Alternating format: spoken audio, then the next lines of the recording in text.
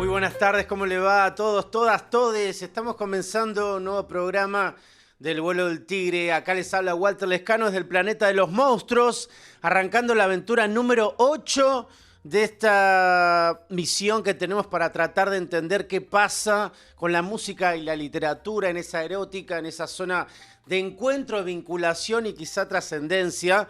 2 meses ya de programa, estamos durando mucho más que algunas relaciones amorosas, eso me gusta, espero que sigamos mucho tiempo más. Hoy tenemos un programa, no quiero pecar de soberbio, pero puedo arriesgar y decir que es un programa espectacular, tenemos invitados impresionantes. Para empezar, alguien que tiene toda una trayectoria, diríamos, notable dentro del punk en Argentina, estamos hablando de Patricia Pietrafesa, que no solamente estuvo en bandas míticas como Cadáveres de Niños, She Devils, actualmente está en Cumbia Queer, sino también tuvo un fanzine que fue fundamental para la escena del underpunk en Argentina, como fue Resistencia, pero también ella está delante de 2 cosas que nos van a ocupar el día de hoy, por eso ella nos ayuda a hacer ese viaje de la música a la literatura.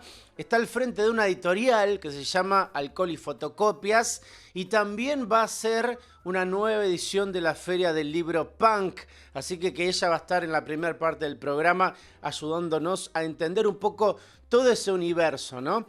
Y después en la segunda hora tenemos también una institución dentro de la escritura sobre música, periodismo musical, estamos hablando específicamente del señor Oscar Jalil, que no solamente tiene toda una vida escribiendo sobre música en distintos medios, sino también escribió lo que me parece, lo tiro a la mesa de trabajo, la mejor biografía de Luca Prodan, Juventud, Divino Tesoro, así que con él vamos a hablar de música, de escritura de música, pero también de esa vida aventurera y casi parecida a la de un personaje de ficción, como fue la del señor Luca Prodan. Dios lo tenga en la gloria.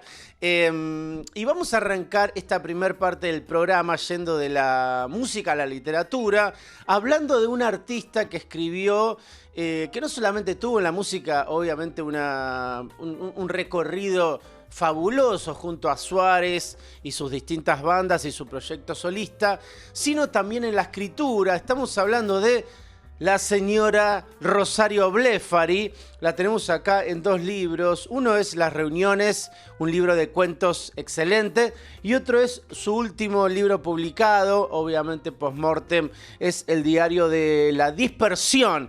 Y una de las cosas que quería comentar sobre Rosario Blefari, acá la tenemos, y su escritura, es que ella maneja como nadie 3 géneros que podríamos dividirlas en 3 ríos de sentidos con los cuales fue construyendo su puente con la literatura. Una es la poesía, sacó varios libros de poesía. También podemos decir que los cuentos es ese segundo río. Y el tercero es algo que fue descubriendo sobre el final de su vida, que es el diario como género, ¿no? Como investigación, como exploración de la realidad. 2 libros, ¿no? Recién decíamos Diario de la Dispersión, que son una serie de diarios que ella fue publicando en el sitio La Agenda, donde investigaba 2 cosas. Por un lado, y esto quiero que lo tengamos muy en claro, una es cómo es posible hacerlo absolutamente todo. Ella utiliza la figura de la dispersión como proceso, como procedimiento creativo y también como la posibilidad de encontrar en una negatividad, la gente que se dispersa siempre está mal vista. Entonces Rosario Blefari dice, ¿cómo es que yo pude hacer todo lo que quise? Ser actriz, trabajar en el ámbito de la música, ser docente, escribir canciones, muchos elementos también en relación al arte plástico. Bueno, lo hago a partir de la dispersión. Y después la segunda cosa que ella investiga en este diario es si efectivamente puede llevarlo adelante todo. Lo hizo en esa primera pandemia, ¿no? En esa primera ola en el 2020. Recuerdan, encierro, imposibilidad de salir a la calle, y ella se mete a escribir cómo es su vida en ese momento. Pero quería también comentarles otro diario que creo que lo tiro a la mesa de trabajo acá para charlarlo, uno de los mejores libros en relación a cómo se vive siendo un músico independiente, viniendo de clase baja en una ciudad como Buenos Aires. Diario El Dinero explora ese territorio, cómo es crear con las cuentas para pagar, cómo es armar una fecha teniendo pareja, teniendo hija, cómo es también estar al frente de una banda de rock siendo mujer en los 80, en los 90, cómo es crear teniendo todo en contra, es decir, siendo un músico independiente en Argentina. Así que desde acá vamos a recomendar no solamente la música de Rosario Blefari en todas sus vertientes, Suárez, su carrera solista, los mundos posibles, sino también su literatura que nos ilumina, nos conmueve, nos atrae, nos seduce, nos enseña. Esa es Rosario Blefari en su parte de escritora, que creo que a partir de ahora y también hace un tiempo ya viene teniendo el reconocimiento que siempre se mereció. Un dato importante para pensar a Blefari en relación a la literatura es que ella, su primera idea acerca de sus puentes con el arte era que quería ser escritora. Con el tiempo dejó de lado eso para volcarse hacia la música y recién en el 2000 ella empieza a publicar con la editorial ya mítica Belleza y Felicidad, que estaba al frente de Fernanda Laguna y Cecilia Pavón. Así que fíjate vos, ¿no? Todo el tiempo que tuvimos que esperar para empezar a ver todos esos textos literarios de la gran Rosario Blefari. Lean a Blefari, escúchenla a Blefari, siéntanse iluminades por su obra. Bueno, seguimos en el capítulo número 8 de esta indagación, de esta aventura antropológica de ver dónde se une la música y la literatura. Y como decíamos al comienzo del despegue del vuelo del tigre de hoy, estamos me hago cargo de esto que digo, de una institución dentro de la música independiente y del punk en Argentina. Patricia Pietrafesa, ¿cómo le va? ¿Cómo anda? ¿Cómo estás? ¿Qué tal? ¿Cómo estás? Bueno, uno de los grupos punks que tuve se llamaba Institución Perdida, Muerte a las Instituciones. Ah, ¿ese era el título así largo? Sí, como miles de millones de cadáveres de niños negros muertos de hambre y de frío. Sí. Siempre tuve como bandas con títulos muy largos que explicaran todo lo que quería decir. Bueno, ¿cómo estás pasando estos días en general, en el ánimo, en la banda? ¿Cómo está? Digo, hay muchas cosas para charlar hoy, pero quería empezar por tu estado de ánimo. Uno siempre te ve haciendo muchas cosas. También hace mucho que vos venís laburando en la música, haciendo todo de esta forma que por lo menos yo admiro, que es desde la independencia, desde tu sentir. ¿Cómo estás hoy, ahora, en este momento? Llegué ayer a la mañana acá a mi casa, atrás las sierras. Voy una vez por semana a Buenos Aires a tocar, a apoyar distintas situaciones con la banda. Por suerte tenemos eso, ¿no? Tenemos nuestra banda, que es como nuestra forma de vida, y muchas personas que hacen cosas, por ejemplo, la Marcha del Orgullo de La Matanza en San Justo el sábado pasado, nos requirió para tocar ahí, y ahí estamos, ¿no? Entonces para mí siempre es válido estar viajando a Buenos Aires para eso y después volver acá y volver a Buenos Aires para la Feria del Libro Punk. Estoy así todo el tiempo, pero creo que eso si bien es un poco cansador, me fortalece en el momento en que estamos ahora todos, ¿no? Con el estrés de esta situación política, del tema electoral, de todos los discursos sucios, un montón de confusión que la verdad no nos esperábamos para este momento, ¿no? Para nada. Y así que, como todos, estoy bastante estresada también. Bien, bueno, recuerdo yo siendo un niñe, el split Aborto Ilegal Asesina Mi Libertad, cuando vos estabas con She Devils, y ese disco que fue muy importante, para aquellos que somos grandes fue una especie de ESI, ese split, y pensaba en esto que decías recién, y te hago una pregunta como para ver este momento tuyo y después vamos a hablar un poquito más en detalle de tu obra. Pero me preguntaba, ¿cómo estás vos habiendo estado en un montón de luchas hace mucho tiempo que ahora algunas de esas se van viendo reflejadas en la realidad? Digo, desde la interrupción del embarazo, matrimonio igualitario. Si bien el mundo parece que nunca termina de ser de derecha, vos estuviste en un montón de instancias, casi te diría de vanguardia en la lucha. Digo, ¿cómo estás hoy en día en relación a tu pasado de lucha, tu presente también continuando en la lucha? La verdad que estoy contenta de haber, no sé, de haber estado en un camino en el que comenzás instintivamente porque es lo que te parece y vas haciendo lo que podés de lo que te parece, porque no es Claro, que sí. podemos hacer todo lo que pensamos, ¿no? Y con todos los obstáculos personales, consumos para llevar adelante largos años de vida que si no, no podría haberlos transitado sin esas cosas que terminan dañándote después, pero bueno, en un periodo son inevitables y eran bastante fuertes para mí, acompañaban, digamos, la vida y ibas eligiendo cosas.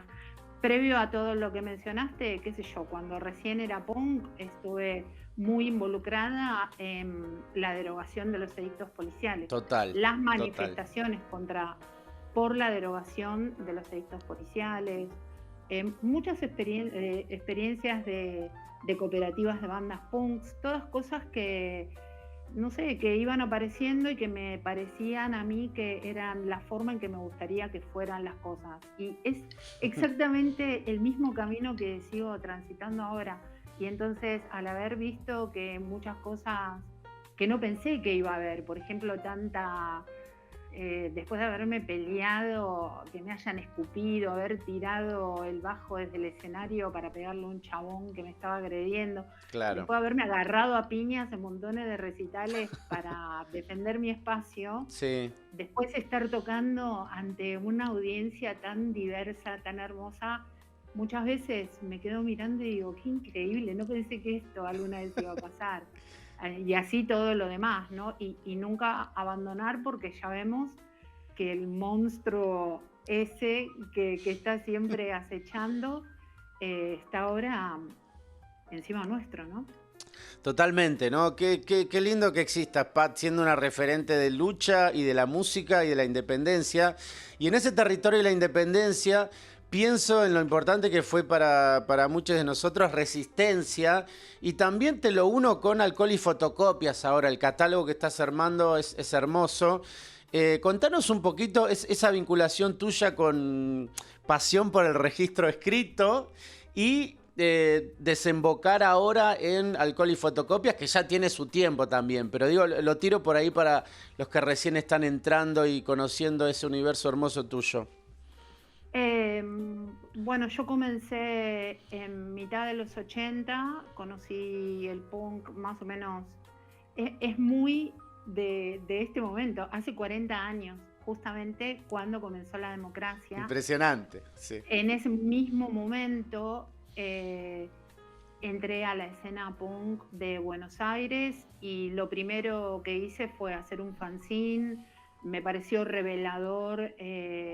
Ahora es como muy común, pero en ese momento no era para nada común la herramienta de saber que podías escribir, fotocopiar algo y dárselo a alguien con el riesgo que eso conllevaba todavía.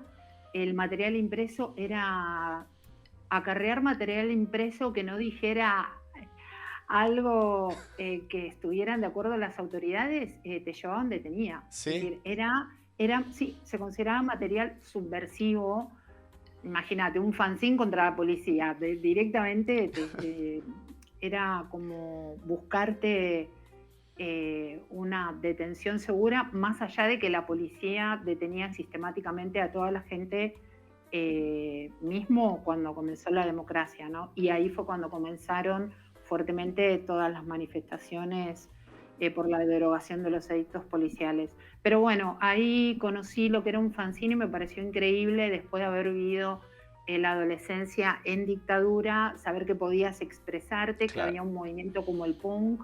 En ese momento no era tan popular todos los movimientos todos los activismos que hay ahora, más vale.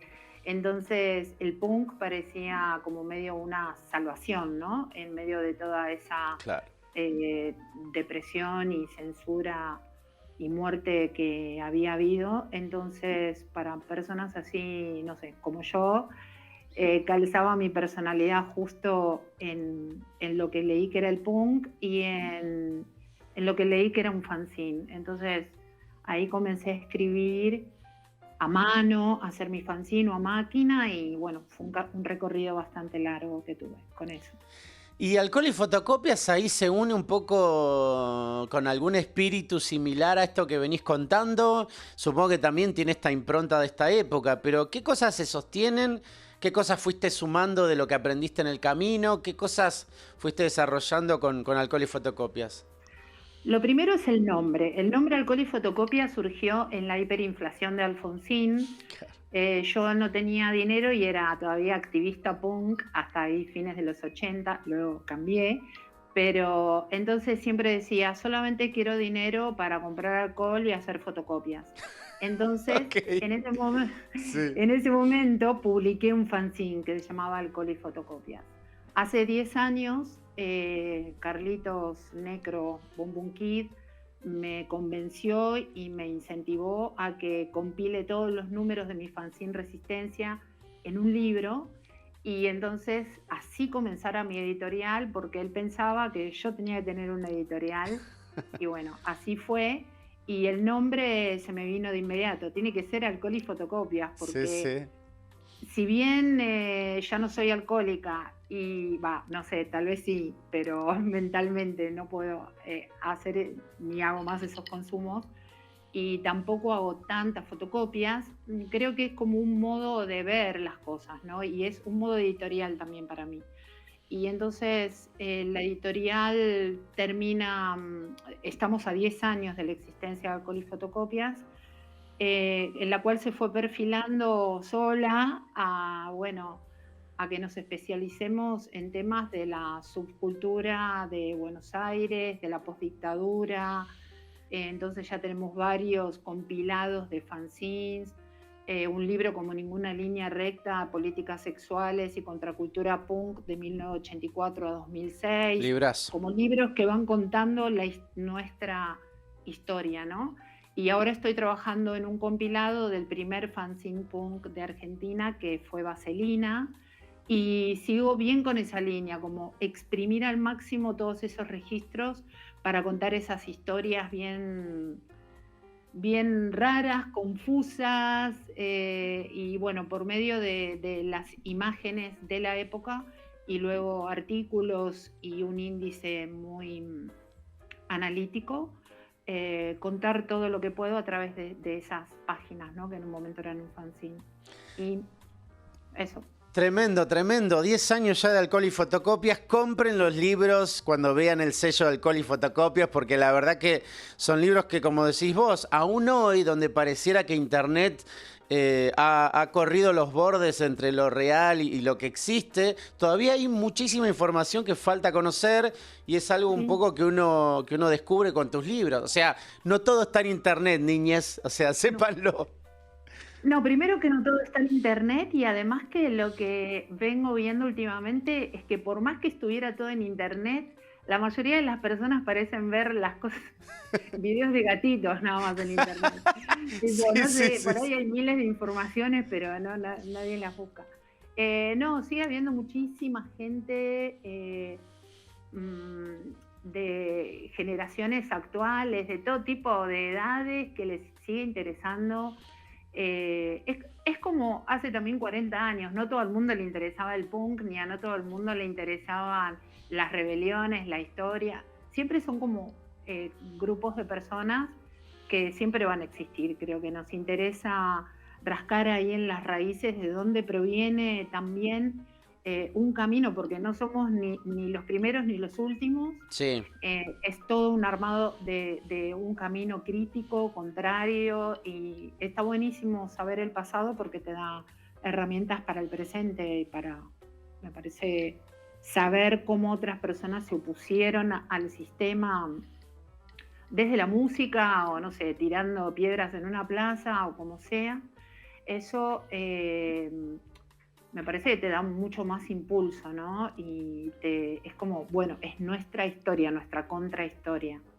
Sí, me encanta eso que decís y obviamente desde acá, desde el vuelo del tigre, recomendamos muchísimo Resistencia, una obra increíble y pensando en ese libro, Pat, te llevo a tus influencias como escritora, periodista o como te quieras llamar, porque uno cuando va transitando Resistencia realmente empieza como a reconocer una voz y uno se pregunta, ¿de dónde viene esta voz? Digo, ¿solo es la praxis? ¿Cuáles eran tus lecturas? ¿Cuáles eran, digamos, esos textos que uno a veces, viste, con el tiempo igual van reconociendo que lo sedujeron, lo educaron, le dieron herramientas para escribir? ¿Qué lecturas tenés ahí que te rodeaban cerca tuyo? ¿Como quién te hubiese gustado escribir? Finalmente, por suerte, encontraste tu voz.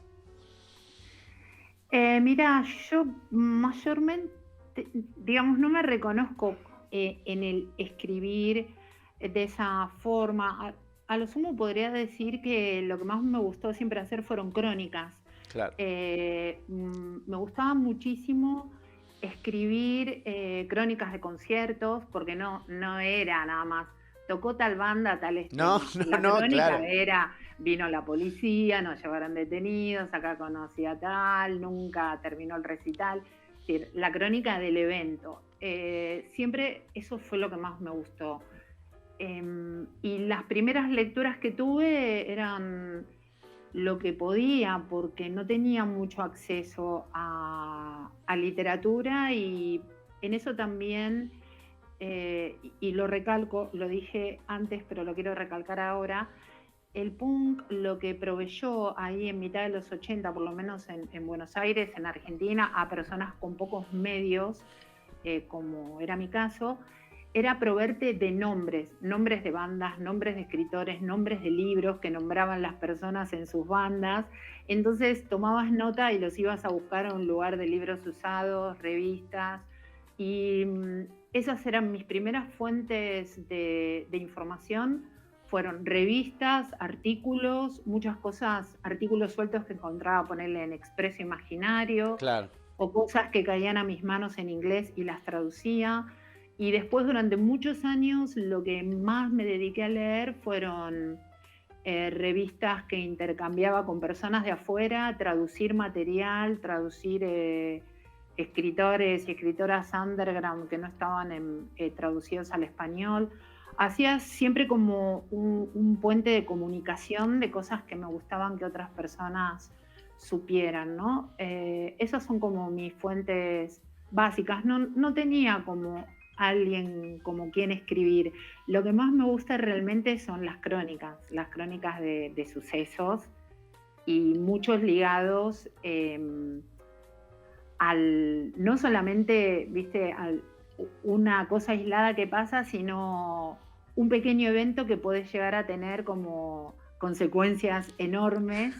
Sí, Y qué sé yo, Grail Marcus en eso me gustaba un montón, ¿no? claro. Porque justamente en su libro Rastros de Carmín lo que habla son de esos pequeños eventos que están muy ligados a la música, y por ahí un concierto, que eso pasaba mucho acá y siempre me hacía recordar, porque debe pasar en todos lados, en un concierto había 3 personas, después es la raíz de un montón de cosas que se alinean luego y que van a tener consecuencias más grandes, como, bueno, miles de esos recitales forman la escena autogestionada enorme que hay en Buenos Aires. Ahora hay una escena enorme. ¿Cómo salió? Y bueno, con pequeños recitales en los 80, con mal sonido, con, bueno, las características que tenían los recitales de ese entonces. Entonces creo que las crónicas de esos sucesos nos dan, es mejor que mirar un video o un documental, tipo, te hacen una imagen total de cómo eran las cosas en otro tiempo que no es el tuyo. Me encanta. Bueno, hacemos un pequeño corte y nos metemos con la Feria del Libro Punk y con Cumbia Queers. Pat, ¿te parece? Sí, porque en la feria va a haber algo de lo que estábamos hablando recién. Hermoso. Pequeño corte y ya seguimos con esa institución llamada Patricia Pietrafesa. De vuelta a este planeta de los monstruos llamado El Vuelo del Tigre, seguimos con Patricia Pietrafesa y metámonos, si querés, Pat, con la Feria del Libro Punk, porque ya a esta altura un poco se convirtió en algo que muchos esperamos. Pero contanos los inicios, porque recuerdo que empezó como todo, ¿no? O sea, una semilla y después de golpe va floreciendo. Pero a veces se pierde de vista esos orígenes. Contanos un poquito cómo arranca, qué tenías ganas de armar, esos comienzos, ¿no? Y el comienzo fue en el 2012 con Daniel Flores, Alfredo Sainz, que habían escrito para Piloto de Tormenta, Derrumbando la Casa Rosada ya estaba, no me acuerdo, sí, o Gente que no, yo los conocí ahí a los dos, y sí, creo, yo también estoy en Derrumbando la Casa Rosada, y entonces íbamos a presentar el libro, y era la misma época de la Feria del Libro de Buenos Aires, Sí. entonces bromeando era, ¿por qué no hacemos la Feria del Libro punk en la puerta de la Feria del Libro? Que es algo que siempre, no sé, yo hacía siempre cuando era punk, iba a las puertas de los lugares a hacer cosas. Pero en realidad Daniel Flores, más que nada, impulsó para que la hiciéramos en el Salón Borredón, que está enfrente. Sí. Así que así fue, eso fue el principio. Y bueno, yo después seguí como súper enganchada, no era para mí una cosa de un día nomás. Fue un súper éxito esa feria y bueno, después seguí con quienes quisieron seguir en ese momento. Bueno, Daniel y Alfredo Sainz estaban muy abocados en su trabajo de periodistas. Claro. Pero yo seguí con Ale de Tren en Movimiento, con Max Badalá de Buenos Aires Desorden, en esos momentos. Y bueno, luego algunas personas se fueron y somos muy poquitos igual en la organización, pero ya al toque le pusimos Feria del Libro Punk y Derivadox con X, Sí. para molestar un poco y para que se note que era algo, la X significaba en ese momento y ahora que estamos hablando de la inclusión de todo tipo de identidades, corporalidades, siempre nos manifestamos claramente antifascistas, antisexistas, antirracistas. Es fácil de declararse, hay que hacerlo, porque también la lucha dentro de nuestra propia feria y organización para que no sean mayoría varones, para que se abra cada vez más, y eso se hace dando espacio, generando espacio y abriéndolo, no dándolo, recibiendo a las personas que vienen a buscar lugar, y para que se note que no solamente es que era una feria donde podés venir a buscar libros de punk rock y quedarte hablando de música, sino que es un universo enorme de cosas que siempre interseccionaron con el punk, activismos de todo tipo, al correr de los años siguen ligados a la idea de los principios ideológicos del punk, y de eso se trata la feria, ¿no? Si bien tiene, obviamente que tiene cosas de punk rock y de historia del punk rock local sobre todo, tiene muchísimas cosas de otros activismos y de otras corrientes musicales y todo tipo de manifestaciones impresas, ¿no? Desde, bueno, gráfica, cosas textiles también, que es una forma de comunicación impresa. Y también este año vamos a proyectar un recital de 1989 encontrado en un estante lleno de tierra y digitalizado, y es una joya. Es un recital de Rebelión Rock de 1989, donde se ve cuando entra la policía a interrumpir el recital, está buenísimo. Y eso lo vamos a pasar como final de la feria el día sábado. Son 2 días. La feria creció un montonazo a lo largo de estos 11 años. Y tiene varias características. Dale, a ver, sí. Y otra es que es gratis. El trabajo que hacemos para que exista la feria es voluntario, es cientos de horas de trabajo para que exista. Y bueno, y también las personas que van a feriar no tienen que pagar, no tienen que alquilar un puesto. Sí, luego ponemos plata entre todos para pagar los gastos, pero bueno, esas son como características a resaltar de la feria. Y contanos un poquito para que quede todo clarísimo, días, horarios y lugar. Bueno, el lugar es la Casona de Flores, que ahora no me acuerdo de la dirección, pero es en Morón y Artigas, en el barrio de Flores. La pueden buscar en el Instagram de la Feria del Libro Punk y Derivados. El Instagram de la feria explota de información porque hay más de 200 feriantes, claro, divididos entre los días 11 y 12 de noviembre, desde las 14 horas hasta las 21 horas. Los 2 días hay una programación increíble, está toda también en el Instagram de la feria. Y también, como la feria es una feria política, tiene 2 conversatorios grandes donde se discuten el día sábado alrededor de las ferias y de la precarización del trabajo autogestivo que ronda así tipo los fanzines y la autoedición. Uh-huh. Y el domingo hay un conversatorio grande, continuación del conversatorio del año pasado sobre antifascismo, que son historias de activismo contra el fascismo, para darnos lo que hablábamos antes, ¿no? Visiones del pasado que nos dan herramientas en el presente, ¿no? Entonces hay una serie de invitados que están activos en los últimos 30, 40 años y personas más nuevas de activismos actuales, todos dando su opinión para hacer un conversatorio sobre la situación en la que estamos ahora y cómo activar y no sufrir, que sufrimos un montón, sí, pero salir de la feria con una actitud más inspiradora que nos dé fuerzas para seguir realizando cosas. Tremendo. Bueno, invitades, ya saben, el lugar está todo ahí y si quedan dudas está el perfil de Instagram. Me interesó mucho esto que acabas de decir, Pat, en relación a las herramientas, digo, y uno que te ha seguido desde redes y bastantes proyectos que venís haciendo en relación al punk, la independencia y esta cuestión de ver de forma crítica el presente, me preguntaba qué herramientas fuiste vos sosteniendo en el tiempo y qué herramientas fuiste dejando de lado en relación a qué es ser punk ahora, cómo vivirlo, cómo escapar por ahí de la estampita que hay en los medios de comunicación masivos y ser alguien realmente punk, que interviene, que produce.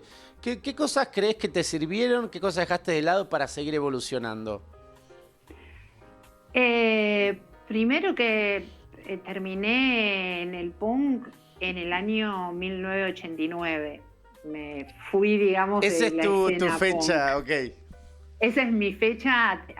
De hecho, hay 2 documentales de Zacato la Autoridad donde explican cuál es el cambio que sucede en la escena local a finales de los 80. Es un cambio político, es un cambio de contexto y es un cambio también en la contracultura underground ligada al punk.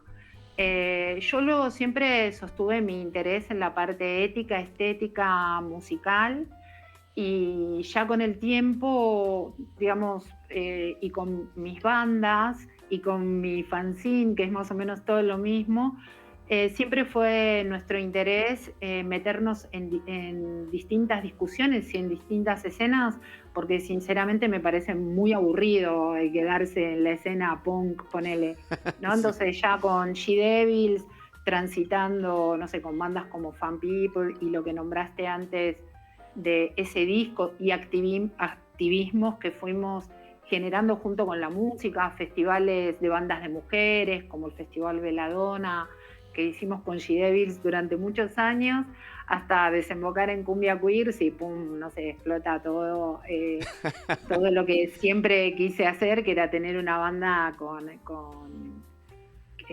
donde no haya varones, para probar cómo podía ser, y bueno, empezamos hace 16 años y aquí estamos. Es decir, para mí fue siempre meternos en distintos, en lugares que te interesan, explorando otras personas, movidas que te interesen, generando en una cosa que siempre nos gustó mucho con todas las bandas, es generar en un recital un espacio interesante, combinando bandas que te interesen lo que dicen musicalmente, pero también lo que quieren expresar con la forma en que se manejan, y también, si es posible, meter otras cosas como, bueno, una feria, si hay personas que quieran expresar y hablar algo desde el escenario también, si se puede proyectar algo, bienvenido, como explotar un evento al máximo para generar una situación realmente de cambio, aunque sea momentáneo, ¿no? Vivir un recital como si fuera una situación en la que podés cambiar muchas cosas, aunque sea por unas horas. Esa es una de las cosas que más me interesa hacer.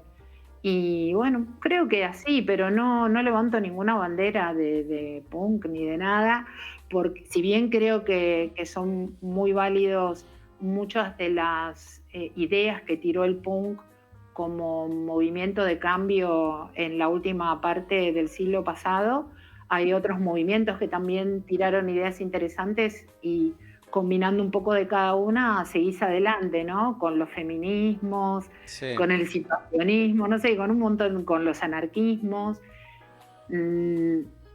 Digamos, el anarquismo del que todos sabemos, no lo que se está hablando ahora, por supuesto, no No, tiene claro, nada que claro. ver. Sí, Pero digo que cada quien va tomando ideas de muchos sitios y vas probando. Esas son las herramientas, vas probando. Lo interesante es no tener que quedarse, para mí, ¿no?, en el lugar de simplemente reaccionar a toda la mierda que vivimos cotidianamente, sino que puedas construirte para accionar, ¿no? Y también otra fuente muy importante es los movimientos por la liberación animal también, ¿no? Como claro. que ahora está todo muy ligado y entramado y no nos queda otra que verlo sí o sí, pero son herramientas que a lo largo del tiempo las vas probando y vas viendo lo que te sirve. Vivir sin comer animales que fueron víctimas de un sistema de explotación atroz. Eso es una de las herramientas más satisfactorias que tuve en los últimos 40 años. Entonces creo que todo eso lo va probando cada quien, y si lo probás con el cuerpo, mucho mejor. Claro. Y en ese sentido también, una de las cosas que más admiro de la gente como vos es el hecho de insistir en algo que es muy difícil. La independencia y la música en Argentina es muy difícil sostener eso, estar hace tanto tiempo en ese lugar en el cual estás. Porque claro, nosotros estamos hablando acá, pero en los papeles todo el tiempo estás como sacando papa del fuego para seguir adelante, ¿no? ¿Qué sentís que te sostuvo tanto tiempo, ya yendo por ahí a la parte musical, pero evidentemente no está nada separado de lo No, ideológico? Pero digamos, yendo a ese costado, ese río musical, ¿qué te sostuvo tanto tiempo? Y pensando también en este presente, recién decías 16 años de Cumbia Queers, ¿no? Y sabés que también pensaba en Blefar y me acordaba algo, ¿no? Que ella decía, ay, sí. tiene que ser del nivel de la obsesión, ¿no? No puedes ir a media máquina, pensarlo mucho, porque es tan fuerte lo que viene en contra que si dudás no lo haces, decía, ¿no? Y me pareció siempre increíble eso. Por eso ahora que te tengo aprovecho y te pregunto esto. Y bueno, la traes a Rosario, que es nada, siempre inspiración pura. Ella nos entendía muy bien, ya desde G-Devils nos entendía un montón, y hicimos juntas muchas cosas. Ella sí es música, yo no me identifico tanto como música a nivel de que no lo puedo separar del modo de hacerlo, que es lo Claro, que hablábamos antes. Y para mí lo que me sostiene es eso, que me gusta hacer las cosas de la manera en que voy tratando de hacerlas. Por suerte con Cumbia Queers pude abrirme, y a lo cerrada que era más muy estricta con mis convicciones autogestivas a rajatabla, y nunca hubiera aceptado cosas que por ahí en grupo con Cumbia Queer se las comprendí y las acepté. Incluso una vez firmamos un contrato con Warner que nos fue malísimamente mal, pero gracias a ese contrato tuvimos la producción de Pablo Lescano para el segundo disco de Cumbia Queers. Pero bueno, eran cosas que yo no hubiera hecho nunca si me hubiera quedado con mis ideas de no, no transar absolutamente con nada. Por suerte, con Cumbia Queers nos permitimos probar cosas, también porque había interés de distintos sectores, y entonces sí no quedarte con las ganas y decir, lo probé y era una mierda, la verdad que prefiero hacerlo claro, como lo seguimos haciendo hasta ahora. Sí. Y lo que nos trajo tocando hasta ahora es porque somos amigas, nos gusta estar juntas, nos gusta ir de gira por 2 meses y convivir durante 2 meses, y también no habríamos seguido tanto tiempo si no habríamos tenido esta chance de seguir activando con movidas que nos interesan y de, no sé, como te decía, el fin de semana pasado tocamos el viernes en una fiesta con Fama y Guita, que súper recomiendo, sí. Es increíble, y con la piba Berreta en el Teatro Mandril, un lugar que apoyamos, lo pasás bien, estás haciendo algo que sentís que no solamente que nos encanta tocar para disfrutar ese momento, pero también sentir que lo estás haciendo con una convicción tuya y apoyando un espacio y una movida, es mucho más satisfactorio. Al día siguiente tocar en la Marcha del Orgullo de la Matanza, qué sé yo, ahora a fin de mes vamos a tocar en un evento de Yo No Fui, y esas son las cosas también que nos mantienen, porque si no, sería muy vacío tocar solamente en una fiesta de cumbia, ponele. No sé, para nosotras va muy acompañado de cómo hacemos las cosas. Tiene que tener ese sentido, si no cae en el vacío y nos hubiéramos separado hace mucho tiempo. Total. Vos sabés que hace unos días veía un documental de lo que está pasando en Estados Unidos respecto de volvió a ser ilegal la interrupción del embarazo en muchos estados. Y uno de los carteles de una mujer que se veía bastante grande, el cartel decía, no puedo creer que siga luchando por esto, ¿no? Como parece que siempre el tiempo te hace ver como que hay luchas que hay que sostenerla toda la vida. Y quería preguntarte en ese aspecto, digo, ¿cómo te llevas con el paso del tiempo y esto de vivir en un mundo que parece que nunca deja de ser de derecha? Digo, ¿no? Porque ¿qué onda con eso, el paso del tiempo? Digo, esto que acabas de contar, sí, está buenísimo, te admiramos por eso, pero cuando ves el panorama, ¿no? Como dicen los yanquis, toda la foto, ¿cómo estás con eso?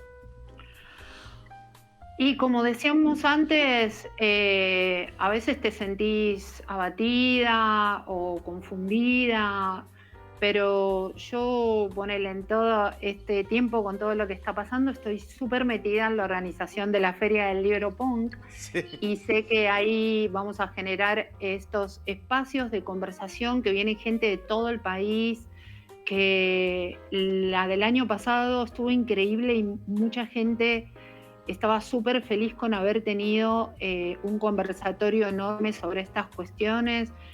Yo creo que eso es lo que a mí me salva un poco de por ahí hundirte y decir, no, siempre lo mismo, sino de seguir activando, porque el activar de esta forma me hace feliz. También claro, tenés que sentirte feliz. Y si te sentís solamente abatido y eso, ¿no? Como un recipiente de todo lo que viene, y vos te quedás ahí encima con, no sé, con una compu, un celu, y todo va descargando en tu cabeza de basura, y vos no tenés espacio para construir un poco de fortaleza en tu ser y poder dar algo, en vez de solamente reaccionar, accionar desde un punto, no olvidar tus deseos, tus guías, y decir, bueno, por ejemplo, mi caso es, yo sé que me hace feliz generar este espacio porque sé que va a haber intercambio, va a venir gente de muy lejos, se van a intercambiar fanzines, ideas, va a haber gente feliz. Por ahí están haciendo eso mismo que yo te dije que hacía hace 40 años, escribía, lo ponía en un papel, bueno, por ahí incluso lo podés vender, cubrir los costos, te sentís que estás haciendo algo que sirve, y para mí ser generadora de eso me da una felicidad tan grande que puedo resistir como hasta el año que viene con toda esa energía. Hasta el año que viene. Entonces, Bien. sí, y bueno, para mí es un montón de laburo, pero también es una generación de algo re satisfactorio, y espero que yo doy toda esa energía y espero que se sienta que la estoy haciendo con esa motivación. Entonces creo que nos motivamos entre todos. Para mí es re fuerte que una persona escriba diciendo gracias que voy a poder estar en la feria porque estaba muy deprimida. Ya con ese mensaje creo que nos vamos como sosteniendo, y esas personas sienten, estamos en un espacio alternativo y es valioso, y se va a seguir construyendo y eso nunca va a parar. No significa que porque las cosas son del nivel del peligro en el que estamos ahora, es como justamente más tenemos que fortalecer los espacios independientes y que tenemos otros valores, que tenemos estos valores que queremos defender. Y eso se hace practicándolos, ¿no? Como no quiero comparar esto de que estoy diciendo yo, que hago una feria que dura 2 días con activismos de personas que han puesto el cuerpo y su vida, pero bueno, cada quien hacemos lo que podemos, y lo que yo puedo es esto, y nada, y creo que es una de las formas que contribuye a que no decaigamos, y la música también contribuye a no decaer, entonces todo tiene que estar. Eso es la respuesta que te puedo dar, es la insistencia sobre eso. Me encanta. Y pensando también en esto que decías recién de los feminismos, vos cumpliendo tus ganas de estar en una banda solo de mujeres, y vos que estás en el rock hace mucho tiempo, o en la música, llamémosla así, la música, ¿cómo ves el lugar de la mujer en el rock pensando en estas situaciones que hemos tenido de los feminismos? Se habló del cupo en un momento, y también va renovándose el interés. ¿Qué pasa con eso? También muchos libros en relación a el lugar de la mujer en el rock argentino. ¿Cómo ves ese panorama vos, que hace tiempo que sos una voz autorizada ya en esto?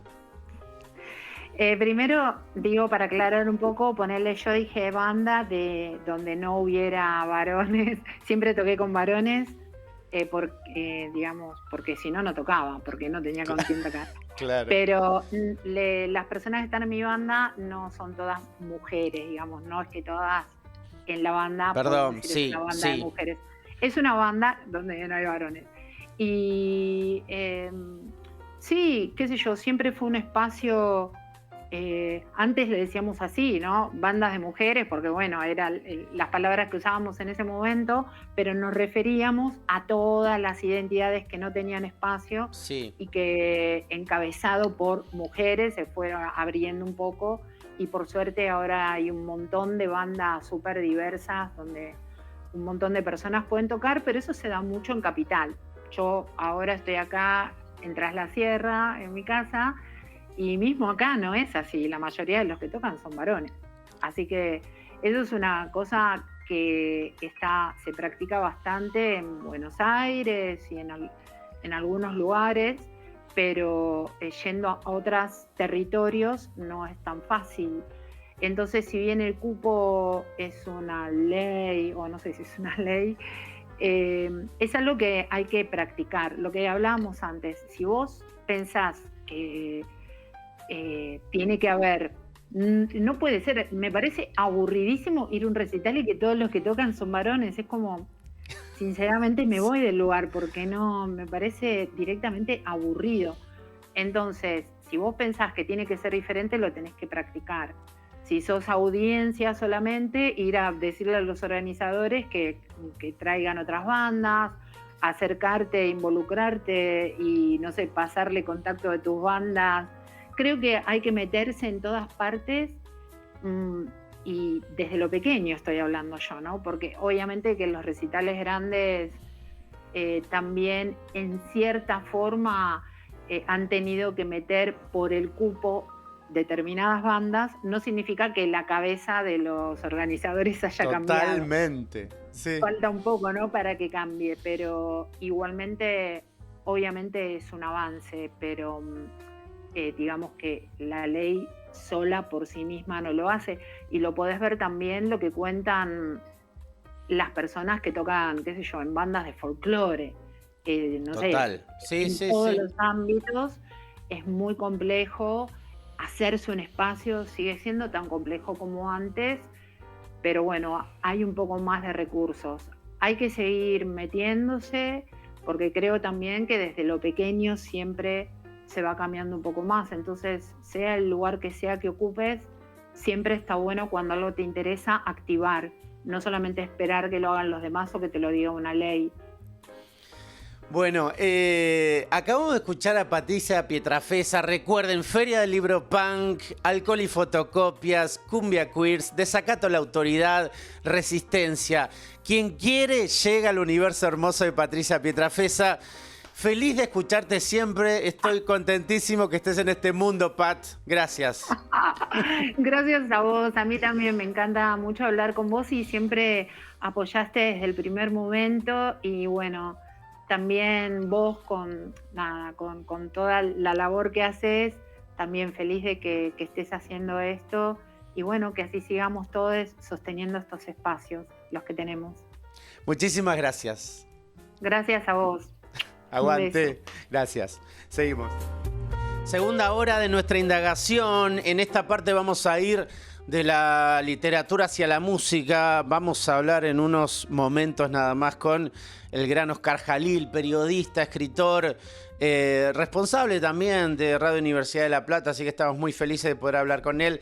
Pero antes de eso vamos a hacer la recomendación literaria. Vamos a hablar de un autor realmente increíble y también tiene algo que a mí me atrapa, me seduce, me gusta y me encanta, que estamos hablando de un suicida ejemplar. Estamos acercándonos al gran Mark Fisher, un autor inglés, escritor, crítico, docente, pero sobre todo un gran pensador de tres cuestiones.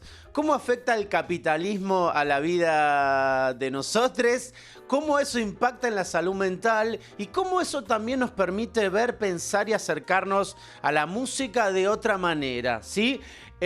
Mark Fisher fue un autor que pudo ir filtrando algunas ideas externas a la música para poder pensar la música. ¿A qué nos estamos refiriendo? Filósofos como Deleuze, Derrida, Roland Barthes le dieron herramientas a Mark Fisher para poder acercarse a la música, pensarla, cranearla, indagarla, cuestionarla, también tensarla de otro modo para generar críticas y sobre todo ponerla contra la pared a la música, sobre todo a la música rock. ¿Qué pasa con eso, no? Me parece que su obra capital, y acá esta es la recomendación que queríamos hacer para el día de hoy, tenemos dos obras para poder acercarnos a él de una forma en la cual veamos esa escritura deslumbrante. Por un lado, Realismo Capitalista, un libro donde él piensa la siguiente idea que es totalmente perturbadora. Es más fácil que la persona, que el mundo, que el universo vea el fin del mundo antes que el fin del capitalismo. Repito, es más posible pensar el fin del mundo que el fin del capitalismo. Entonces, bajo esa idea, Mark Fisher va a tratar de ver distintos aspectos. Y uno de los que ve, en los cuales fue pionero, el que viene de la clase baja, es la salud mental.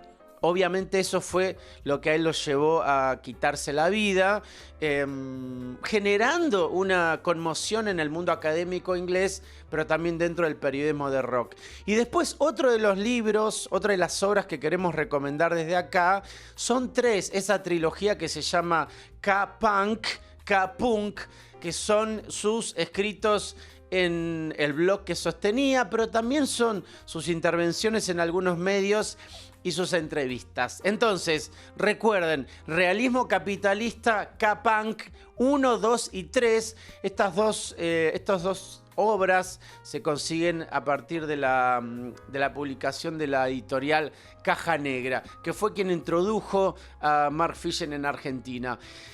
Tipazo, si nos gusta el rock, nos gusta la música y nos gusta pensarla de otro modo, tenemos que leer a Mark Fisher. Recuerden ese nombre para poder entender un poquito mejor cómo el capitalismo también se filtra cuando hablamos y tratamos de acercarnos a una mirada crítica de la música.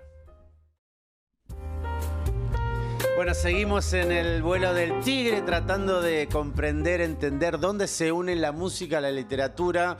Y estamos, creo, con la persona indicada, invitadísimo especial, el señor Oscar Jalil. ¿Cómo le va, maestro? Muy bien, muy agradecido por la invitación. Hacía mucho que no nos veíamos. Y bueno, está bueno poder hablar de música y sobre todo de charlar, ¿no? Creo que lo hago desde que tengo 12 años de juntarme con gente a hablar de música. Mirá vos, bueno, empecemos por ahí, me encanta. Una de las cosas que me gusta tuyo, y lo tiro ahora que dijiste una edad, desde los 12 años hablar de música, algo con lo cual me siento identificadísimo, Oscar. Esto de hablar de música desde muy chico. Y me preguntaba si siempre quisiste escribir sobre música o la escritura de música derivó o devino, diría Deleuze, por estas charlas que fuiste desde chico teniendo en relación a ese tema. Porque viste que parece algo extraño, ¿no? Parece como el trabajo más habitual en que uno piensa. Cuando, de grande voy a escribir de música, ¿no? ¿Cómo entra en tu vida esa parte? No, además hay que remontarse a la década del 70, no había nada, había poco dinero también, el acceso a las revistas y a otra posibilidad era bastante remoto, y yo me crié con los discos y siempre estuve conectado con la música. Claro. Y a partir de los 13, 14 años, yo antes de venir a vivir a La Plata con mis viejos, vivía en Morón. Y siempre volví a Morón con mis amigos de la infancia. Me jodió mucho la transición de Morón a La Plata. Morón tenía una cercanía con Capital que era algo muy fuerte, y siempre me gustó el tren. Bueno, había un montón de factores que con el paso del tiempo después los pude resolver en terapia. Pero por aquella época, y lo que sí me interesaba era esos primeros discos de los Beatles que llegaban. Sí. Creo que a los 14 años ya armamos como una especie de equipito de DJs para animar fiestas del barrio, ¿no? Sí. Y bueno, uno estudiaba en el industrial y sabía de electrónica, y otro, el papá, era carpintero, entonces armábamos las cajas, comprábamos todas el instrumental para armar un amplificador, y había uno que lo sabía armar, y bueno, capaz que lo más difícil era comprar una bandeja. Y juntamos y llegamos a pasar en fiestas grandes, sobre todo en Castelar, en Morón, fiestas de egresados, así, fiestas para 500 personas, no sé. Y yo era el que la guita que ganaba ahí me la compraba en discos, y siempre tuve esa conexión con la música. Ya para esa época yo ya me compraba la Pelo, Expreso Imaginario, sí, también algunas, pero la Pelo era como era el canon, ¿no? De recalentarte también con a veces esa tendencia que tenía la Pelo, pero bueno, era el único medio de información. Y después, bueno, crecí un poco más con la Expreso Imaginario, y sobre todo esa gran influencia en mi vida que fue Alfredo Rosso. Pero jamás me hubiese imaginado escribir de música. Creo que siempre hacía todo para estar conectado con la música, con los discos más que nada, con los recitales, y buscaba excusas para que mis viejos no me jodieran. Entonces me metí en Derecho. Y llegué hasta casi cuarto año. Bastante avanzado. Sí, pero también laburaba, estudiaba, y me di cuenta que no iba ni para atrás, que no me veía en un juzgado, no me veía. Me gustaba la historia, el fundamento del derecho, algunas conexiones con otras disciplinas, pero el derecho en sí, para ejercerlo, nada que ver. Y me metí en un taller. Dentro de esa confusión que tienen la mayoría de los que estudian Derecho cuando dejan de estudiar Derecho, sí. Me metí en un taller de Vicente Cito Lema, acá en La Plata. Me acuerdo que estaba también Cristian Alarcón, pero Cristian ya estaba en la facultad. Y me acuerdo que me encantó el taller de escritura, y bueno, ahí empecé. ¿Qué edad tenías? Y no, ya había superado 25, 26 años, y ahí me meto en Derecho, en periodismo. Y a los 2 o 3 años entré a laburar al diario El Día, y ya dejé la facultad porque a mí lo que me interesaba era escribir. Claro. Para recibirte en la facultad tenías que estar diariamente. Y yo lo que quería, ya cuando me empezaban a enseñar cómo era una volanta, eso, y yo ya lo vivía experimentándolo diariamente, ¿no? Y eso... Y bueno, y el diario me formó, más allá de que, bueno, como todo diario conservador, la parte cultural no les interesa, entonces yo tenía vía libre para hacer lo que me gustase. Sí. Y bueno, ya a los 3, 4 años ya tenía armado un suplemento joven de 8 páginas, con mucha presencia del rock platense. Y después, bueno, ya había logrado cierto techo en el diario, que además está bueno toda la producción, que vos editás, vos laburás con los fotógrafos, hinchaba las pelotas para que me dejaran firmar, porque para mí las notas tenían que tener una firma, que en el diario El Día no firmaba nadie. Mirá. Bueno, pero como ese espacio liberado era factible. Y me acuerdo que solamente te podían llamar cuando te mandabas una cagada gigante. Me acuerdo que una vez, cuando salió el disco de homenaje a Sumo, que era Fuck You, y yo puse Fuck You en la tapa del suplemento, y se armó un quilombo bárbaro en el día, pero digo, es el título del disco. Bueno, ante esas cosas, sí. Ese tipo, estamos hablando de otra época, de otro planeta casi, esto es mediados de la década del 90. Y bueno, ya el diario podía hacer lo que me gustaba, pero quería escribir en revistas, y empecé a llevar mis notas a Inrecuptibles, y al poco tiempo empecé a escribir en Inrecuptibles, y ese lugar fue muy formativo, porque ya era otra manera de escribir, otro modo, y al poco tiempo me llamaron para ser editor de... ¿Te acordás del .com que tenía Charlie Alberti, yeyeye.com? Sí. Bueno, que estaba la revista, estaba el sello discográfico. Bueno, fui a laburar ahí, y ese fue también un gran cambio, ¿no? Porque empecé a rodearme de periodistas porteños y de intercambiar también mucha información en Hernán Ferreiros, Pablo Estroza, Jorge Luis Fernández, claro, Piola, Gustavo Bove también trabajaba ahí. Un lugar maravilloso, pero no podía durar. El 2001 se cayó todo, se cae todo. Yo voy a laburar a México. La .com tenía una oficina en México, y estuve 3 meses en México viviendo de un laburo fascinante, y además conociendo, no sé, a muchos músicos. De hecho, el manager de Molotov trabajaba en la misma oficina donde trabajábamos nosotros. Pero volví, ya Yeye no existía. Yo le mandaba las notas y me decía, no, mandásela a otro porque ese lo echaron ayer. Y así se iba, como se iba cayendo el país, se caía también ese lugar. Y bueno, volví a Radio Universidad, y al poco tiempo me llama Gloria Guerrero para escribir en un especial de Luca Prodan. Claro. Y ahí arranco en Rolling. Bueno, qué apasionante lo que estás contando, porque a todos los que nos gusta la escritura de música, tu nombre siempre va apareciendo ahí. Y a la vez, socialmente, salvo en la película casi famosa de Cameron Crowe, no tiene como una mirada mística el periodista de música. Obviamente está Lester Bangs, pero no son tantos nombres, y no hay como una épica construida alrededor del periodista de música, ¿no? Por eso me encanta escuchar lo que estás contando. Y me preguntaba, ahora que casi naturalmente se dio este recorrido cronológico, ¿qué pasa con la llegada de Internet, ahora sí, después de este experimento de Charlie? Alberti, digo. ¿Qué pasa con la escritura sobre música en un momento en donde todo entra en crisis en el siglo XXI, ¿no? Desde las redacciones, la llegada de la masificación de la web, el blog. Me acuerdo que Lucas Garofalo me contó, periodista que también estuvo en Rolling Stone, cómo toda una generación de periodistas de música se formó haciendo su propio blog, y también en Fotolog haciendo las crónicas de los recitales. Incluso ahí también podríamos pensar, como notita al pie lo digo, el crecimiento del Mató, ¿no? Como desde el mismo origen. Pero cierro notita al pie, te pregunto, ¿cómo sentís que fue cambiando en este universo social nuevo que trae Internet en relación a la escritura de música?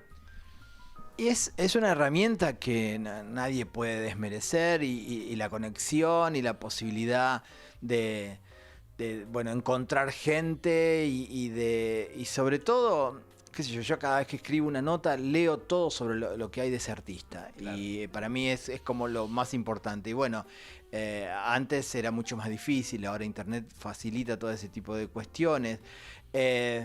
Me parece una herramienta más. Como fue el CD, yo hago esta comparación porque en lo que a mí me pasaba era bastante válido. Yo pasaba música y pasé mucho tiempo música en el Bauen, en casamientos, lugares así donde la música no podía fallar. Era la pata de cordero a punto y la música también, ¿no? Cuando salían a bailar, pasé música, no sé, del presidente del CASI y estaba Mirta Legrand y había políticos, había de todo y la música era muy importante, pero bueno, y estaba bueno eso, pero ya estaba harto de llevar discos y vinilos y llevar vinilos a la radio, eso también fue muy terrible porque a veces los operadores te destruían, ponían la púa mal. Y cuando apareció el CD, para mí fue una bendición, se acabó todo eso. Después llevé CDs a la radio, a la universidad. Entonces yo lo tomé, me subí directamente, pero siempre como una herramienta. Después también está ahí, hago esta comparación porque también es válida, ¿no? Vuelvo a lo mismo. No me doy cuenta si el vinilo suena mucho mejor, te lo juro, ¿no? Okay. Eso es algo que intento, no sé, mi colección de vinilos era maravillosa porque la había juntado durante años y se las cambié a Alfredo Rosso cuando Alfredo tenía en la Bond Street su disquería en el subsuelo. Y me acuerdo que tenía colecciones completas de los Smiths, de New Order, de Roxy Music, de Genesis, porque también me gustaba mucho el rock progresivo. Y cambié todos mis discos y él con muy buena onda, porque por aquella época, 91, 92, te los tiraban por la cabeza los vinilos. Me cambiaba 3 por 1, entonces yo me llevaba un CD después de 3 o 4 vinilos que yo le entregaba y fue por buena onda de él porque no valían eso en aquel momento y nunca lo viví como algo opresivo y eso también me pasa con internet y digo como que no soy tan vieja escuela, ¿no? Voy y me sigo comprando libros. Me interesa leer los libros de música o libros sobre gente que me pueda ayudar para escribir un poco mejor, porque eso también me interesa mucho. Pero creo que fue... Me parece también que Internet logró un pibe con una buena conexión, que viviese en La Quiaca o en Ushuaia podía escribir mejor que el mejor periodista de rock. Y eso antes no existía. Bueno, gracias a Internet empezó a existir esa. Se achicaron las distancias.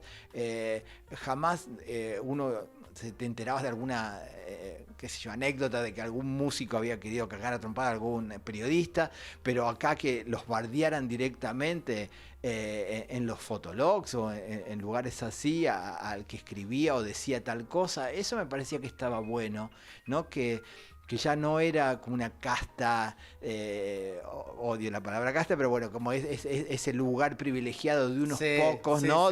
Que manejan lo que está bien y lo que está mal. A mí siempre me jodió ese periodismo de no sé, dar 10 citas para que vos digas, este disco me gusta, ¿no? 10 citas donde vos digas, no sé, lo vayas comparando con 10 bandas distintas o cosas así. Pero bueno, creo que es eso y está bueno adaptarse, más allá de que con el paso del tiempo uno pierde cierta sensibilidad. Si a mí puedo escribir sobre Woz y me encanta Woz, pero creo que eso le está pasando a un pibe de 20 años y el que tiene que ir a escribir es un pibe de 20 años. Y a veces me jode con periodistas de más de 40 tratando de ayornarse para estar a tono con lo que se escucha, ¿no? Y eso a veces es medio patético, ¿no? No digo que tengo que estar escribiendo sobre The Cure o Charly García toda la vida, pero a veces me gusta más esa indagación o qué sé yo, o historias, no sé, como el Festival del Triunfo Peronista del 73, que era como una leyenda y no se sabía mucho, ¿no? Y en ese aspecto, ¿cómo fuiste pensando tu escritura en relación a la música? Porque viste que está siempre esa dualidad, cuánto sabe de música el periodista, también está esa cuestión de, ya yendo al lenguaje, cómo transmitir algo tan abstracto, tan del terreno de lo subjetivo. ¿Cómo vas laburando esa parte, digamos, esa cocina ya en el llano, en la soledad, ¿no? Tuya en relación a cómo transmito esto? Me parece que está bueno correrse del protagonismo o mandar un protagonismo medio mentiroso, pero no hacerlo tan evidente, ¿no? Y desde un lugar, ese lugar intermedio entre el escenario y la gente, más cerca de la gente, tratar de hablar desde ese lugar. La gimnasia que me dio el diario fue importante porque yo me acuerdo que terminaba una nota, soy muy inseguro y lo sigo manteniendo. Yo mando las notas y para mí es la peor del mundo y después la devolución es buenísima. Además soy el terror de los editores porque hasta las mando siempre a último momento. Bueno, en la época del diario también. Estaba todo el mundo pendiente porque hay una regla no escrita en el diario El Día que si la camioneta con los diarios que van a la costa, ahí viene la del Popular cerca de Echeverry, la espera un minuto, si no llega la camioneta del Día son unos 10.000, o por lo menos en la década del 90 unos 10.000 diarios que se perdían. ¿No? Bueno, esa es la cabeza de un editor. Bueno, yo varias veces estuve ahí al borde de que le cortaran la cabeza al editor y obviamente me echaron a mí. Pero bueno, le entregaba la nota a una señora que trabajaba, que era una poeta, pero que no entendía nada de rock, que de su palo era otro, para que la leyera. Y si ella la entendía, estaba bien, ¿no? Entonces siempre me pareció eso, ¿no? De ser bastante llano y de ir tirando, no sé, me cuesta mucho hablar de lo que es la escritura en sí, porque soy bastante sistemático en la formación.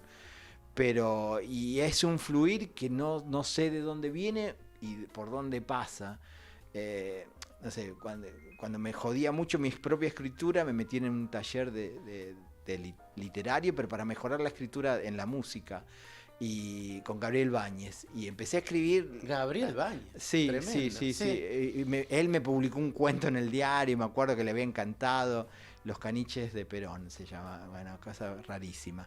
Y bueno, siempre hay esa conexión con las descripciones, con el nuevo periodismo, con autores que me gustan mucho, y desde ese lugar donde se paran algunos escritores y algunos, obviamente, periodistas de rock como Pablo Shanton, que me encanta, Pablo Plotkin, gente que respeto mucho y de la cual me he formado y he trabajado con ellos y que me han editado. Y bueno, para mí siempre eso ha sido una escuela, ¿no?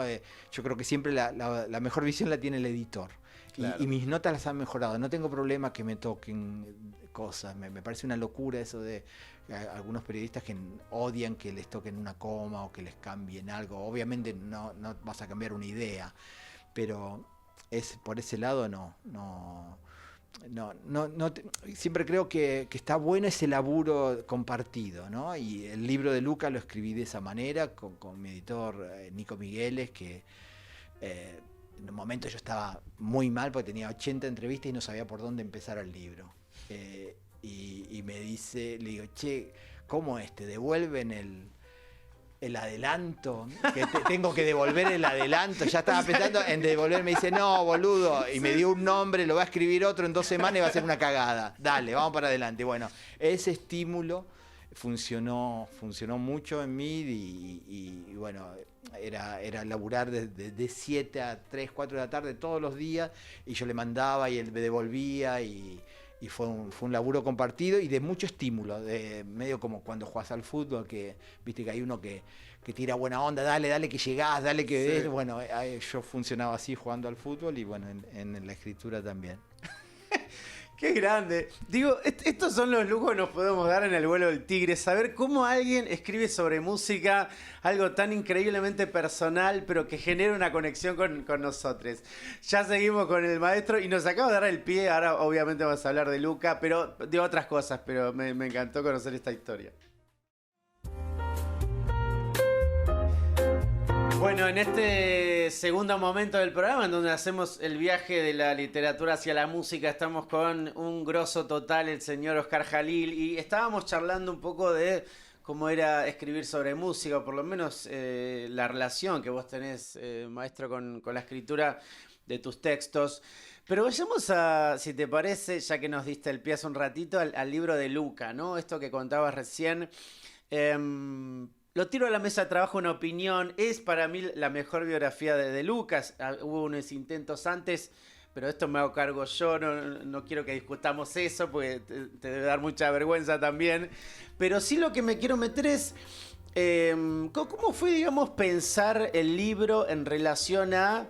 Tenemos esta vida que parece totalmente de ficción, digo, ¿no?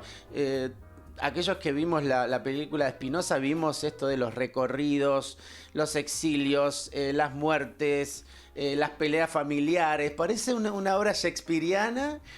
Y este final, que es un poco lo que nos llega a nosotros, esto de el exilio y encontrando el final casi de casualidad de su vida. Y cambiando el rock argentino, o sea, y a la vez esas cosas que tiene la historia, ¿no? Llega en el momento la apertura democrática, la renovación del rock, parece como todo dado para que él pudiese meter la cuchara en ese guiso tan espeso, que era ese momento en el cual llega Luca, ¿no? Un poco cuando salió el libro y empecé a charlar o a presentarlo, a la gente se le caía la ilusión porque yo decía, a mí jamás se me hubiese ocurrido o presentar como proyecto una biografía de Luca. Fue Mariano Valerio, de Editorial Planeta, que había sido mi editor en Inrecuptibles, que me planteó la posibilidad de hacer un libro. Y ahí justo yo estaba saliendo de una experiencia adorable, pero también traumática. Estuve 4 años dirigiendo el Centro Cultural Islas Malvinas, acá en La Plata, con mucho laburo, y bueno, y era como el trabajo ideal, ¿no? Y un poco también nació la posibilidad porque yo tenía muy buena onda con Andrea Prodan.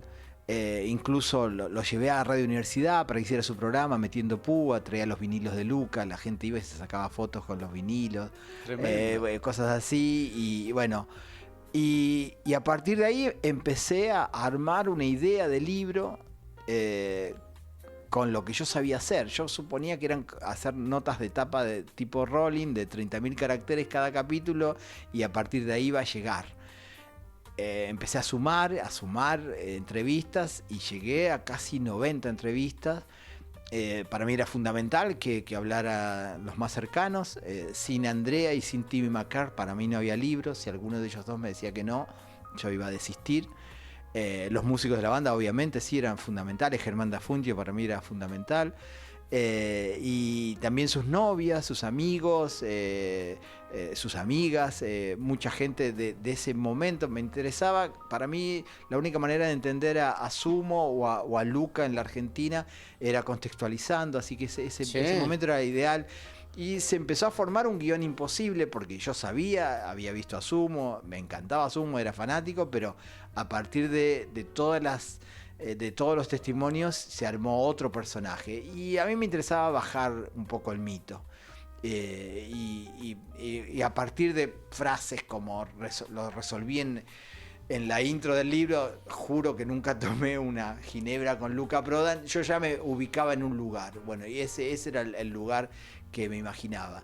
Y sí me interesaba, hay un libro que me encanta, que es Por favor, mátame, que es la historia del punk rock de Nueva York, que es una historia coral del punk rock, que eran 2 pibes que hacían un fanzine y que lo armaron para entrevistarlo a Lou Reed. Y bueno, a partir de ahí eso derivó en un libro coral, donde están desde Lou Reed hasta Iggy Pop, Patti Smith, no sé, y todas las bandas Television, y está contado perfectamente lo que era justamente la Nueva York del 77, pero con esa reminiscencia a Velvet Underground, y seguía hasta mediados de los 80, y está muy bien contado, es muy divertido, y cada personaje, hasta los personajes se contradicen, y me interesaba también eso que estuviese presente. Pero sí o sí era fundamental que hubiese una contextualización. Y pareciera como que Luca llega a la Argentina en el 80 y al poco tiempo vuelve, se da cuenta que es un lugar fértil para poder hacer música, que estaba todo por hacer, que el punk rock no había llegado a la Argentina porque estábamos en una terrible dictadura cívico-militar. Y bueno, trae a su amiga, arma una banda y se da la guerra de Malvinas, ¿no? El lugar donde él había elegido, y los más cercanos siempre decían eso. Luca es de corazón italiano, pero su cabeza es británica. Él piensa como un británico, y su mamá era galesa y se formó en una escuela en Escocia. Y después cada movimiento de Luca estaba contemplado en esos momentos de la Argentina del 80. La Argentina, el rock, no sé, hay varios años que están robados. Para mí la Argentina arranca en el 82, el rock argentino, ¿no? A partir de Malvinas. Y bueno, y Luca pasa por ahí, canta en inglés y sigue cantando en inglés a pesar de Malvinas. Y bueno, cuando vuelve la democracia está también, y cuando son los juicios, cuando se da el indulto y el punto final, también Luca está ahí presente en esos diferentes momentos. La sonada de Semana Santa coincide a veces con las grabaciones de los discos de Sumo, y todos esos momentos están muy presentes. Y además, para mí lo más importante es que Luca cae en uno de los lugares más militarizados de la Argentina, que es Hurlingham, porque tenés el Palomar, tenés Campo de Mayo, es decir, el lugar donde salían los presidentes militares está ahí nomás. Y Luca caminaba como Magoo, ¿viste? Como Mr. Magoo por todos esos lugares, sin darse que estaba también la base aérea del Palomar. Es un lugar donde viven militares también. Y bueno, y ahí es donde aparece, porque más allá de que Córdoba es importante, ese es su lugar, Hurlingham, ¿no? Y es muy importante, y cómo rescatar y cómo era sobrevivir en esa época, ¿no? Siendo un artista que estaba intentando crear algo acá en la Argentina. Total, total. Hay muchas escenas en el libro, Juventud Divino Tesoro, consíganlo, por favor, lean esa maravilla. Y hay muchas escenas que para mí fueron muy potentes y muy tristes también, ¿eh? Pero lo agradezco porque son situaciones que para aquellos que nos gusta leer de música, correrse solo de la anécdota y el mito siempre uno agradece para comprender mejor cómo es alguien que crea algo del tamaño de lo que fue Sumo, incluso Sumito, Hurlingham Reggae Band. Digo, hay algo ahí de un universo de Prodan. Vos que lo investigaste, ¿cuáles fueron esas cosas que a vos te mostraron el camino? Hay algo más allá del mito, hay cositas que yo veo que estoy sumando, digo, desde el libro, a crear esta tridimensionalidad ya de Luca y no del personaje Prodan. Las que mejor le sacaban la ficha eran las mujeres. A ver, sí. Sus novias y sus amigas. También ahí había algo del Tano que era muy competitivo, muy peleador. Entonces con las mujeres no competía. Y era muy buena escucha. Y eso había como, y como un tipo elegante y muy atento, que también me imagino cómo era el machismo del 82, 83 de Argentina. Aunque tengo algún recuerdo, hay que haber vivido ese momento, que era una sociedad súper machista. Y eso me llamó mucho la atención. Creo que salvo Daniel Melero y alguno más, a todos les rompió la cabeza, a todos les cambió la vida con los que hablé. Uh-huh. Y muy cercanos, y también algunos que eran simplemente fans de Sumo. Acercar, bueno, la falta de solemnidad que tenía Luca. Hay una anécdota que para mí es fascinante, que en un Chateau Rock había un escenario giratorio, entonces mientras estaba tocando una banda, la otra ya se disponía a tocar y se giraba y aparecía la otra banda.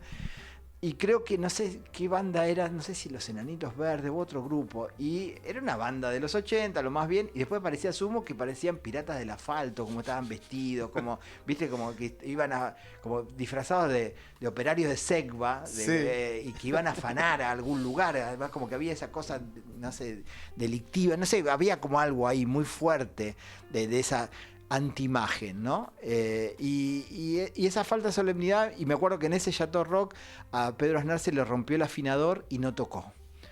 Entonces Germán me decía, bueno, ese es el rock argentino, ¿no? Y esto era Sumo, esa era la diferencia. No digo que sea mejor o peor, sino bueno, había, y Lucas decía, hay que tocar. Y Diego Arnedo tocaba en MAM, que era una banda del oeste muy importante, con los hermanos Moyo. Y dice, nosotros ensayábamos todo el año para tocar 3 veces. Yo con Sumo tocaba 4 veces por fin de semana. Y a veces había días que iban a tocar Arnedo y Luca solo. Me acuerdo, fueron a tocar en Castelar, en un boliche donde primero tocaba Sandra Mianovich y después salieron ellos dos a tocar totalmente borrachos y la gente no entendía nada. Bueno, y había como esas posibilidades, las diferentes formaciones que tenía. Sí. Y la onda era eso, tocar y hacerse. Bueno, cuando yo los vi en vivo era eso, ¿no? Era algo explosivo, intenso, único. Uno te perdías, lo mirabas a Pettinato, porque Pettinato era también muy importante en la banda, a Germán tocando de espaldas, la pelea amorosa entre Moyo y Luca, y eso no lo veías. Es decir, yo estoy acostumbrado y adoro el rock argentino de la década del 70, pero nosotros estábamos sentados mirando un show. Y cuando alguien se paraba o intentaba bailar, o cuando Charly García intentaba bailar, la gente le decía, sentate. Había su propio público. Sí, había una cosa muy conservadora y todos esos años de dictadura, porque hay que sumar también la del 66, el rock argentino tuvo más años de dictadura, el formativo, el fundacional, que años de democracia. Sí, total. Y entonces, bueno, todo eso pesaba mucho y no era un público tan abierto, ¿no? Es decir, Melero cuenta que en el barro, que era un hippie con una remera con el símbolo de la paz, que le tiraba un paté, una lata de paté, estos que estaban tocando los encargados. Bueno, eso era también el rock argentino. Y bueno, gracias a Federico Moura, gracias a los Virus de Guadu Guadu y también al desparpajo de Sumo, se creó otra historia y se intervino de otra manera a lo que nosotros entendíamos como rock argentino. Y me parece que Sumo es fundamental en esa transición o en ese cambio. Total.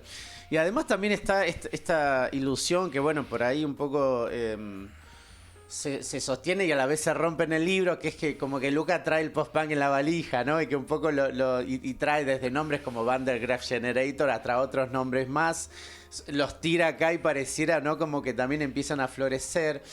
Y pensaba, maestro, en este también arco, ya que trajiste a Virus, en este arco también de cómo esa generación, primero no se condice con el almanaque, pienso Guadu Guadu desde el 81, y pareciera que empieza otra etapa del rock nacional, todavía en dictadura, y como en el 87, 88 también, con la muerte de Federico, de Luca y de Miguel Abuelo, entre 87 y 88, también ellos empezaron y lo terminan, ¿no?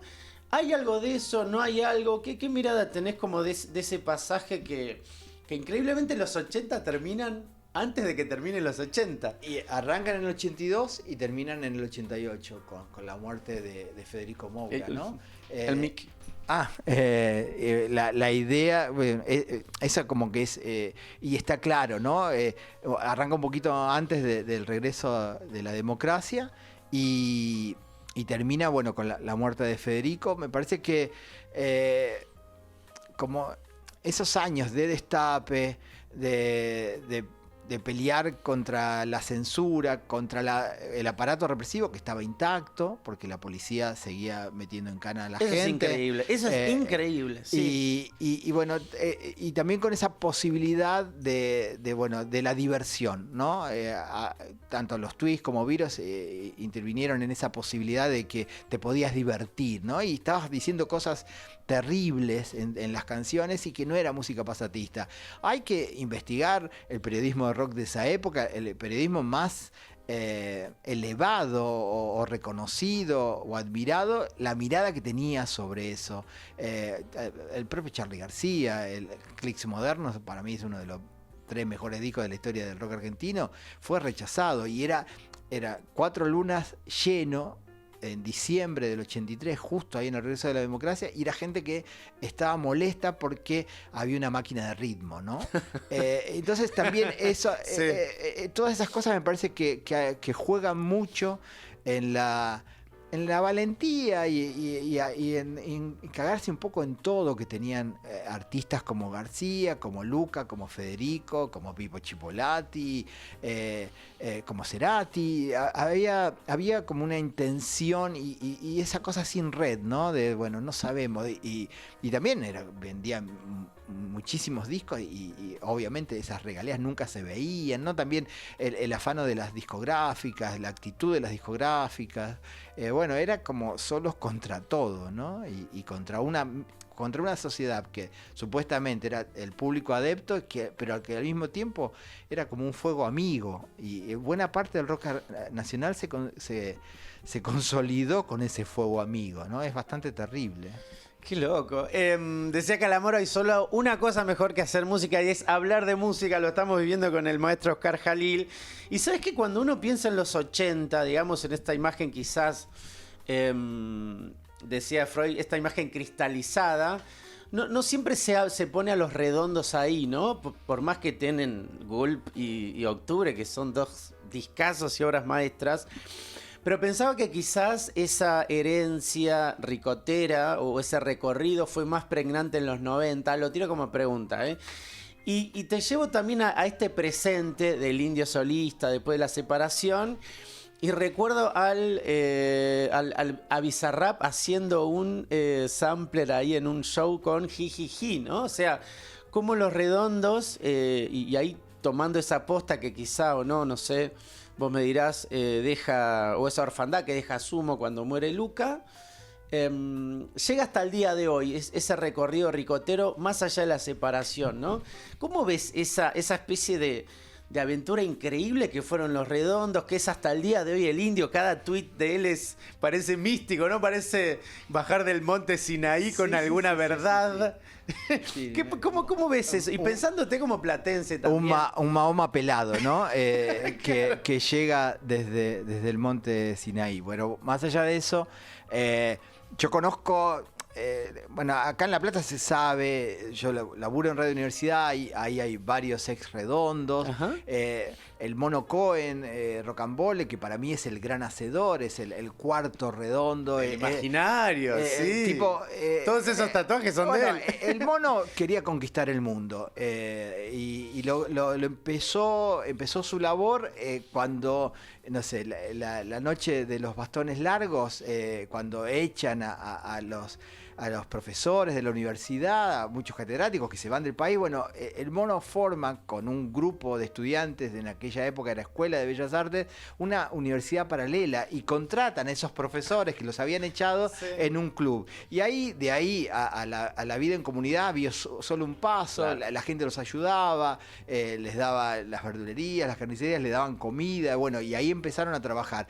Eso era, la idea era conquistar el mundo. Y lo hizo con la cofradía, con su idea cofrádica, y los redondos tomaron eso y esa idea también de que el rock está conectado a un montón de disciplinas también nació acá, ¿no? En esas bandas, tanto en la cofradía como en los redondos, había fotógrafos, escenógrafos, bailarinas, monologuistas, y esa idea de un arte integral y una especie de performance permanente donde cualquiera podía acceder a ese lugar del escenario y hacer lo suyo. Bueno, en eso estaban los redondos cuando arrancaron, y después, bueno, eso creció. Laburando en una nota sobre Clics Modernos, hace poquito me enteré que Charly García lo quería Sky como guitarrista para la gira de Clics Modernos. Estamos hablando diciembre del 83. Lo van a ver a Sky, todavía no había salido Gulp, y Sky les agradece, todo bien, pero él estaba muy contento con lo que estaba haciendo en su banda. Y estaba claro que ellos iban a ir por otro camino. Charly se moría por pertenecer al Under, pero no pertenecía al Under. Y esto me lo contó Vivitelas para el libro de Luca, que iba a Leinstein y lo echaban. Charly iba a Leinstein y lo echaban, porque bueno, era obvio que era al que se tenía que combatir, como lo hacía Johnny Rotten con Roger Waters o Pink Floyd, no era así, y ya tenías que aceptar tu lugar. Además, Charly ya había elegido ese lugar de estrella de rock, ¿no? En la entrada en la cancha de ferro, con la limusín. Bueno, a partir de ese momento hay... Dividió las aguas. Sí, ya está. Y qué bien que hizo, ¿no? Porque era necesario, ¿no? Que también tuviésemos una verdadera estrella de rock. Y Los Redondos van por otro camino y esa idea de octubre, de Gulb, de las tapas de la independencia, de la autonomía, lo sacaron de los Mía, había como de los conexión, Vitale, ¿no? de la familia Vitale, pero había esa conexión, ¿no? Y siempre, para mí, un personaje fundamental, la Negra Poli es única. Total. Yo pocas veces vi cagar a pedo un comisario en Mar del Plata como lo cagó a pedo la Negra Poli. El tipo bajaba la cabeza y le decía, sí señora.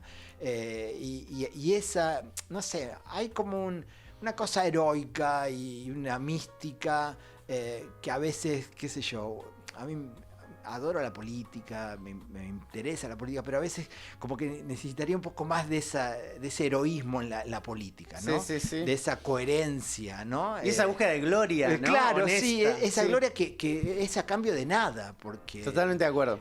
Y bueno, y a partir de ahí yo creo que es importante el lugar que deja Sumo y un poco Los Redondos toman eso, pero ya estaban en ese camino. Era Sí. obvio que ese caudal de gente se iba a ir para ese lado y que también la década del 90 creo que agudizó el lugar que tenía que ocupar Los Redondos. Era otra época. Ellos ya hablaban, no se casaron con la Primavera Democrática, ya hablaban de que la cosa estaba muy mal y estaba claro que estaba muy mal. Y me parece que, bueno, supieron entender el momento con música de rock and roll y esa idea, ¿no? De que yo creo que sigue estando. Dominar el mundo en otro sentido, pero bueno, Sí. lo han dominado y busquen ejemplos en todo el planeta, y salvo los Grateful Dead, pero hasta ahí, cuando le preguntan a Alfredo, me encanta porque él dice, bueno, los Grateful Dead es algo así, pero no están cerca de lo que han logrado Los Redondos y después de lo que logra Indio Solari, ¿no? El disco de Sky está muy bueno, el último. Mirá, acá salió ayer, Sí, ayer, anteayer. espejismo. Sí, tiene como una cosa guitarrera más 80 que está bueno. Bueno, estamos hablando, terminando la entrevista con el maestro Oscar Jalil, melómano, escritor, periodista, también está muy, muy metido en los sonidos nuevos que están saliendo, surgiendo. Maestro, lo último, una banda que tendríamos que poner ni bien termine este programa, banda o solista o disco que tenemos que poner ni bien terminamos esto en Spotify, Bandcamp o YouTube, donde sea. Me encanta el último disco de Carmen Sánchez Viamonte, brilla. Y lo interesante es que forma parte del rock platense, pero no viene del indie platense. Y ahí en esa tensión, ¿no? que pone ella, el disco se llama Mala, pero ella dice, pero soy buena. Puso un Twitter que me encanta. Tiene 24 años, en vivo es realmente increíble, toca muy bien la guitarra, compone, produce sus discos y ya tiene un disco anterior que también es muy bueno. Me parece que es un artista a seguir, a descubrir y en ese momento, después es imposible pedirle que sean iguales o que hagan lo mismo del principio, qué sé yo, salvo el Mató, que es algo increíble. Bueno, Los Pels también, el último disco de Los Pels a mí me fascinó, me encanta. Y bueno, hay muchas bandas, Mora y los Metegoles también de acá de La Plata, me parece un gran grupo, pero bueno, me quedo con Carmen y su último disco que se llama Mala. Gracias por venir, increíble escucharte, mil gracias, maestro. Oscar Jalil, lean todo lo que publica. Muchísimas gracias. Esto fue El Vuelo del Tigre. Seguimos aventurándonos en un mundo en guerra, en crisis, por la música y por la lectura. Gracias. Gracias.